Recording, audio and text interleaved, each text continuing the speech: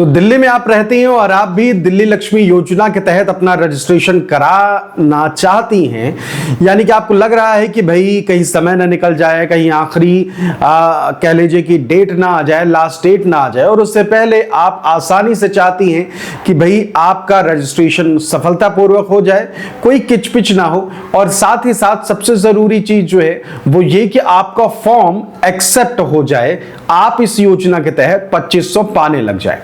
ये तमाम चीजें आपके साथ तभी हो सकती हैं जब आप बारीकी से हर एक चीज को समझ पाएं, और इसी वीडियो में हम आपको तमाम चीजें बताएंगे। सबसे महत्वपूर्ण 3 पॉइंट्स आपको बताएंगे, जिसके बाद ये कह लीजिए कि आप फॉर्म भरेंगी तो आपको इस योजना के तहत कोई भी दिक्कत होगी नहीं। तो चलिए शुरुआत कर लेते हैं, और इस वीडियो के आखिर में बात करेंगे कि भाई आखिरी के डेट को लेकर क्या खबर सरकार ने दी। तो देखिए, दिल्ली लक्ष्मी योजना में अगर अप्लाई आपको करना है तो dly.delhi.gov.in यही है वेबसाइट। इसके अलावा आपको कहीं भी क्लिक नहीं करना। दिल्ली लक्ष्मी योजना नाम से भी एक वेबसाइट सबसे पहले ऊपर आ जाती है, उसमें बिल्कुल भी क्लिक मत करिएगा, वो किसी और जगह भेज देता है ऐड, और उसमें चांसेस रहते हैं हैक वैक होने के, इसलिए कोशिश करिएगा। यही है वेबसाइट dly.delhi.gov.in। जैसे ही आप इस पर क्लिक करेंगे तो देखिए इस तरीके से वेबसाइट जो है दिल्ली लक्ष्मी योजना की आ जाएगी। तो ध्यान ये ज़रूर दीजिएगा, नहीं तो फिर दिक्कत हो जाएगी।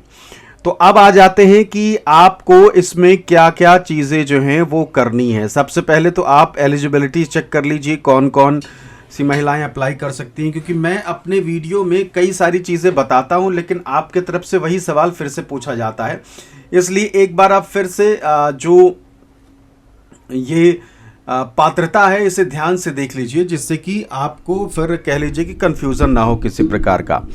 तो देखिए, सबसे पहले तो ये तो स्वाभाविक बात है कि महिला ही इसका आवेदन कर सकती हैं। आवेदक परिवार के सबसे बड़ी महिला सदस्य होनी चाहिए, 60 साल की उम्र के आसपास, उससे ऊपर नहीं। अगर उससे ऊपर हो जा रही हैं, 61 हैं, 62 हैं, तो वो सीधे पेंशन वाले उसमें आ जाती हैं।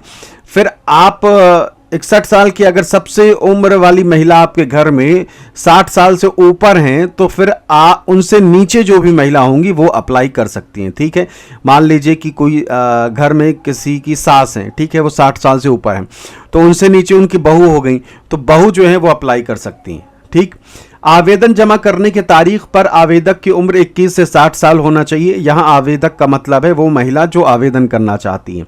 21 से 60 साल की उम्र होनी चाहिए। सालाना पारिवारिक आय 2.5 लाख से अधिक नहीं होनी चाहिए।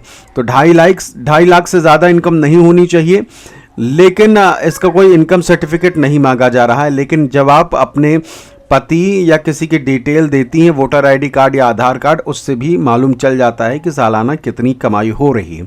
तो थोड़ा ध्यान से आप आवेदन करें। ठीक, आवेदन जमा करने की तारीख तक आवेदक या उनके पति या उनके माता पिता में से किसी एक का दिल्ली का निवासी होना ज़रूरी है। बहुत सी महिलाएं ये पूछ रही कि भाई मेरा तो रजिस्ट्रेशन है नहीं कि भाई मैं पिछले 10 साल से दिल्ली में रह रही हूँ, लेकिन मेरे पति दिल्ली में पिछले 10 साल से रह रहे हैं, या फिर उनके माता पिता। तो देखिए, इसमें भी साफ वही लिखा हुआ कि पति या उनके माता पिता जो हैं वो अगर हैं, मतलब इन चारों में से कोई भी हो सकता है। कोई एक भी अगर 10 साल पहले से दिल्ली में रह रहा है तो आप उसके लिए आवेदन कर सकती हैं। मान लीजिए आप उस घर में नई शादी करके आई आज से 3 साल पहले। ठीक, अब आपके पति पहले से रह रहे होंगे, ऑब्वियस सी बात है। ठीक, तो फिर आप पति के कागज पे आवेदन कर सकती हैं, या फिर अपने उनके माता पिता के नाम पर भी आवेदन कर सकती हैं अगर वो दिल्ली में रह रहे हो, दोनों में से कोई एक भी। ठीक, आवेदक दिल्ली का पंजीकृत मतदाता होना चाहिए, वोटर लिस्ट में आपका नाम जुड़ा होना चाहिए। बहुत सी महिलाएं हमारे वीडियोस के नीचे कमेंट कर रही हैं, कह रही हैं कि भाई हमारे पास वोटर आईडी कार्ड तो है नहीं, खो गया। या फिर बहुत सारी ऐसी महिलाएं हैं जो ये कह रही हैं कि भाई वोटर आईडी कार्ड हमने बनवाया ही नहीं है, परिवार के सभी सदस्यों का नहीं बना है, जितने सदस्य हैं उनके बस जो अभी 18-19 साल के हुए हैं उनके भी नहीं है। तो आप वोटर आईडी के लिए अप्लाई कर दीजिए, 10 से 15 दिन 20 दिन में आ जाता है। इस चीज़ को आप ध्यान में रखिए।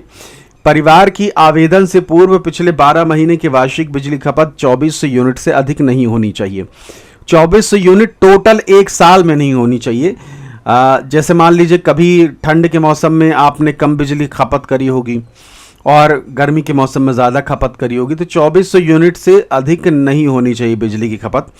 हालांकि बिजली के बिल की रसीद वसीद मैंडेटरी नहीं है कि आप दीजिए, या यूनिट जो है वो जिससे पता चले, वो मैंडेटरी नहीं कहा गया है कि आप वो दीजिए ही। 4 कागज़ कहे हैं, वो आगे आपको हम बताएंगे। अब आवेदक को केंद्र या राज्य सरकार से किसी भी तरह के पेंशन के रूप में आर्थिक सहायता ना मिल रही हो और वो इनकम टैक्स देने वाला या जीएसटी फाइल करने वाला ना हो, साथ ही का सरकारी कर्मचारी ना हो। सीधा सा हिसाब ये है कि पेंशन ना मिल रही हो किसी प्रकार की, चाहे विधवा पेंशन हो, चाहे दिव्यांग पेंशन हो, या फिर कह लीजिए कि सरकारी कर्मचारी ना हो, ना ठेके पर सरकारी कर्मचारी हो, मतलब सीधा सा हिसाब है किसी भी तरीके से आप सरकारी कामकाज से जुड़े ना हो। ठीक है, ये है इन दोनों का मतलब। आवेदक या परिवार का कोई सदस्य 4 पहिया मोटर वाहन का मालिक ना हो। 4 व्हीलर नहीं होनी चाहिए, जैसे कार हो गई, मिनी ट्रक हो गया, उससे बड़ा। ई रिक्शा है तो कोई दिक्कत नहीं है, ऑटो है तो कोई दिक्कत नहीं है। ठीक, भले आप खुद के लिए गाड़ी रख रहे हो 4 व्हीलर, या फिर आप अपनी आजीविका चलाने के लिए या फिर उसे किराए पर चला रहे हो, तो भी आप इसका लाभ नहीं ले सकते। 4 व्हीलर के लिए कार की बात हो रही है। आवेदक के 3 से अधिक बच्चे नहीं होनी चाहिए। बच्चे आपके 3 से अधिक नहीं होने चाहिए, 3 ही बच्चे होने चाहिए, ये ध्यान में रखिएगा। आवेदक के विरुद्ध कोई आपराधिक रिकॉर्ड या आपराधिक पृष्ठभूमि नहीं होनी चाहिए। एक चीज़ मेरी सलाह है, देखिए पहली बार आप फॉर्म भर रहे हैं, और सबसे ज़रूरी चीज़ ये है कि गलती कोई नहीं होनी चाहिए। कुछ भी अगर आपने गलत कर दिया तो फिर दोबारा मौका मिले ना मिले क्या पता। इसलिए भले ही 200-400 रुपये खर्च हो, लेकिन साइबर कैफ़े वाले से भरवाइएगा, ये ध्यान में रखिएगा। गलती खुद से भर के नहीं करनी है। अब आगे आ जाते हैं पात्रता। डॉक्यूमेंट क्या क्या हैं वो आप देख सकते हैं, सारे डॉक्यूमेंट आपके सामने हैं। ये 4 चीज़ें तो आपको चाहिए ही चाहिए, इसमें इसका कोई दूसरा विकल्प नहीं है। इसलिए ये 4 चीज़ें अभी आप देख लीजिए, हो सके तो इसका स्क्रीनशॉट ले लीजिए। आधार कार्ड आपको चाहिए ही चाहिए। दिल्ली का मतदाता पहचान पत्र होना चाहिए, ठीक है, दिल्ली की वोटर आईडी कार्ड होनी चाहिए। आवेदक का फोटोग्राफ या हस्ताक्षर, आवेदक का फोटोग्राफ और हस्ताक्षर यानी कि सिग्नेचर मिले। संबंधित निर्वाचन क्षेत्र के सांसद या विधायक का समर्थन पत्र। समर्थन पत्र कैसा होगा और कैसे मिलेगा आगे मैं आपको बताने वाला हूं। अब दिल्ली में आप 10 साल से रह रहे हैं, इसका कोई प्रूफ होना चाहिए। इन चारों में से कोई एक चीज आपके पास होनी चाहिए जो आप लगा सकते हैं। दिल्ली मतदाता पहचान पत्र यानी कि दिल्ली के वोटर आईडी कार्ड आपके पास हो, 10 साल पुराना, आप लगा सकते हैं। राशन कार्ड लगा सकते हैं, ड्राइविंग लाइसेंस लगा सकते हैं, बिजली मीटर का बिल, गैस कनेक्शन का बिल या रसीद। इन 4-5 में से कोई एक चीज़ लगा सकते हैं। ऐसे ही उम्र का प्रमाण अगर आपको लगाना है तो इन 7 में से कोई एक लगा सकते हैं। बर्थ सर्टिफिकेट हो गया, स्कूल लिविंग सर्टिफिकेट हो गया, 10वीं की कह लीजिए मार्कशीट हो गई, ड्राइविंग लाइसेंस हो गया, पैन कार्ड हो गया, आधार कार्ड हो गया, मतदाता पहचान पत्र। ये चाहिए होगा उस महिला का जो इसका आवेदन करना चाहती है उम्र के प्रूफ के रूप में, ठीक।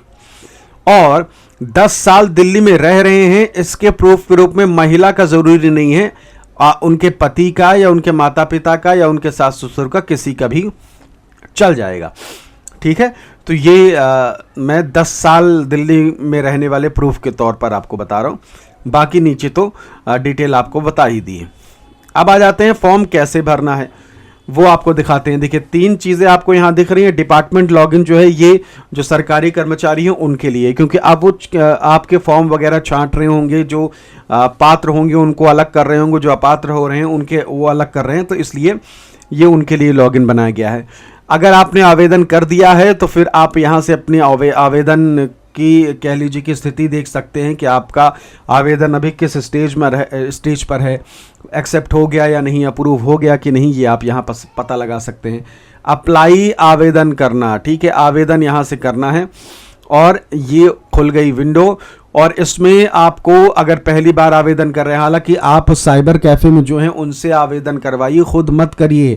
बहुत सारे हमारे पास केसेस आ रहे हैं कि हमसे ये गलती हो गई, अब क्या करें, हमसे वो गलती हो गई, हमने ये कर दिया, गलती से हमने गलत जानकारी दे दी। इसलिए कहता हूँ एक बार मौका मिला है, सोचिए आप कितना नुकसान कर देंगी। अगर मान लीजिए कि आपका सीधा सीधा अगर देखा जाए 2500 अगर सरकार देती है तो 2500 गुणे अगर अगले 3 साल तक भी देती है तो सोचिए कितना मिलेगा, 90,000। समझ रहे हैं, 90,000। और अगर खुद से भरने के चक्कर में आपने कोई गलती कर दी तो ये 90,000 आपका डूब जाएगा। ये ध्यान में रखिएगा, इसलिए खुद से अप्लाई नहीं करना है। मैं शुरू से ही ये आपको बता रहा हूँ। फिर भी अगर रजिस्ट्रेशन करना चाहें तो अगर पहली बार कर रहे हैं तो रजिस्टर नाउ में आपको क्लिक करना है। आधार नंबर यहाँ डालना है, जिस भी महिला को इसका आवेदन करना है उनका नाम यहाँ डालना है जो आधार कार्ड में लिखा हो, और यहाँ date of birth, captcha code यहाँ डालना है और कंटिन्यू कर देना है। बस इतनी सी चीज़ें हैं। फिर उसके बाद कुछ सवालात पूछे जाएंगे आपसे और आपको हाँ नहीं में जवाब देना है। और वो सवालात कौन हैं, वो कौन से हैं वो आपको दिखा देते हैं। ये सवाल इस तरीके से होंगे, क्या आपकी वार्षिक पारिवारिक आय 2.5 लाख रुपए से अधिक है, आपको नहीं में जवाब देना है, सेलेक्ट करना है। क्या आवेदक या उसके परिवार का कोई सदस्य इनकम टैक्स देता है, नहीं में उत्तर देना है। क्या आवेदक या उसका कोई पारिवारिक सदस्य केंद्र, राज्य या फला फला फला फला अनुबंधित कर्मचारी पेंशन भोगी है, नहीं। क्या आवेदक केंद्र राज्य सरकार के किसी अन्य प्रत्यक्ष लाभ, अंतरण, डीबीटी, वित्तीय सहायता, पेंशन योजना का लाभ प्राप्त करता है, तो नहीं। ये सवालात बिल्कुल वही हैं जो आप यहाँ पात्रता में देख पा रहे हैं। जो अभी मैंने आपको सवाल दिखाया, जैसे ये देखिए, क्या वार्षिक पारिवारिक आय 2.5 लाख से अधिक नहीं होनी चाहिए, वहां भी यही पूछा जा रहा है, क्या आपकी पारिवारिक आय 2.5 लाख से ऊपर है क्या, ठीक। और क्या आप कह लीजिए कि इनकम टैक्स या टैक्स देने वाले, जीएसटी फाइल करने वाले नहीं होनी चाहिए। यही सवाल पूछा गया कि कहीं आपके यहाँ कोई टैक्स तो नहीं देता है। तो यही सारे 12 सवाल जो हैं वो वहाँ पूछे जा रहे हैं, ठीक। फिर उसके बाद पूछा क्या जा रहा है, फिर आपके परिवार में जितने सदस्य हैं उनकी डिटेल मांगी जा रही है।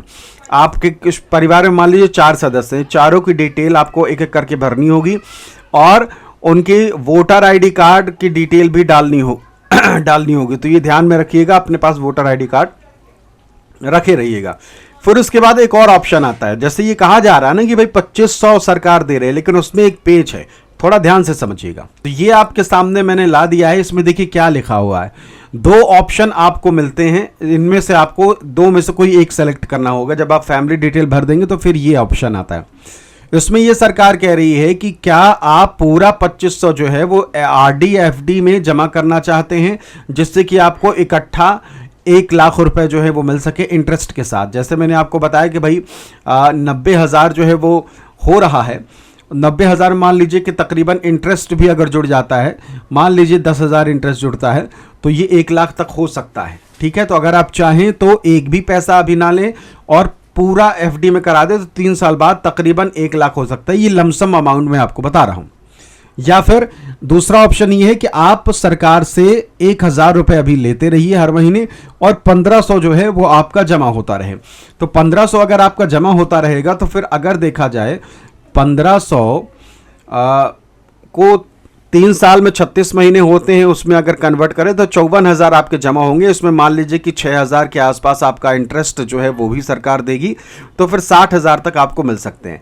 तो सीधा सा हिसाब है कि 60,000 उधर मिल सकते हैं और 1,000 अगर देखा जाए तो 60,000 आपको उधर मिल जाएंगे और 1,000 करके अगर 36 महीने तक सरकार आपको देती है तो 36,000 ये जोड़ लीजिए, तो 96,000 जो है वो आपको टोटल 3 साल में मिलेंगे। तो सीधा सा हिसाब ज़्यादातर महिलाएं सेलेक्ट कर रही हैं कि भाई 1500 आप जमा कर लो और 1,000 हमें देते रहो। सेकंड ऑप्शन जो है वो चूज़ किया जा रहा है। इतना चूज करने के बाद अब आपको क्या चाहिए, आपको फिर एक सांसद वाला लेटर जो है वो मिलता है। जैसे मैंने यहाँ आपको बताया था ना डॉक्यूमेंट वाले सेक्शन में कि संबंधित निर्वाचन क्षेत्र के सांसद या विधायक का समर्थन पत्र, ये मैंने आपको बताया था। अब ये वहीं जब ऑनलाइन में लास्ट में आप चले जाएंगे फॉर्म भरने के बाद तो फिर ये आपको मिलेगा लेटर।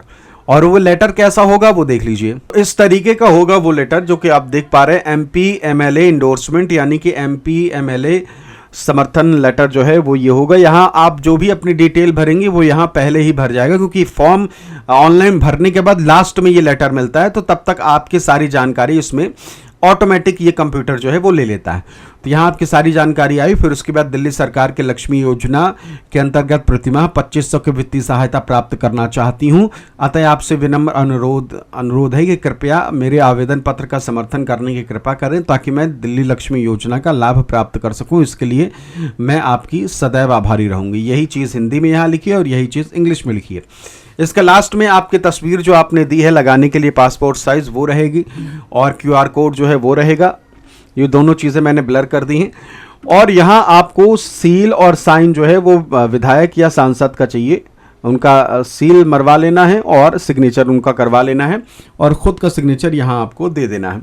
कोशिश करिएगा आपने जो जो डॉक्यूमेंट जमा करे हैं ऑनलाइन के लिए, फॉर्म के लिए जो जो डॉक्यूमेंट दिए वही सारे एक एक कॉपी लेकर जब जाइएगा विधायक के पास तो वो कॉपी लेकर जाइएगा, जिससे कि कुछ विधायक चाहते हैं कि भाई हम अच्छे से देख लें, चेक कर लें जिस भी महिला को हम लाभ दे रहे हैं वो पात्र है या नहीं, होता है ना, क्योंकि विधायक का साइन सबसे बड़ा साइन हो जाता है।